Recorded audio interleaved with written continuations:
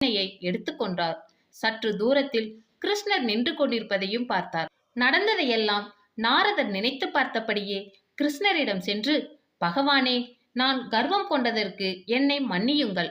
உங்கள் மாயை மிகவும் வலிமை வாய்ந்தது என்பது உண்மைதான்.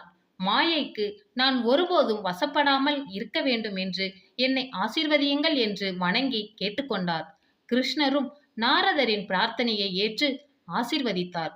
வாழ்க்கை என்ற ஒன்று இருக்கும் வரை இது போன்ற மாயை இருந்து கொண்டே இருக்கும். இதிலிருந்து விடுபட ஒரே வழி இறைவனை சரணடைவதுதான். முக்குணங்களால் ஆகிய என்னுடைய இந்த மாயை தெய்வீகமானது, யாராலும் கடக்க முடியாதது. ஆனால் யார் என்னை சரணடைகிறார்களோ அவர்களே இந்த மாயையை கடக்கிறார்கள் என்று கிருஷ்ணர் நாரதருக்கு அறிவுரையை சொன்னார். கடவுளை சந்தேகப்பட்ட நாரதருக்கே இந்த நிலைமை என்றால் மனிதருக்கு என்ன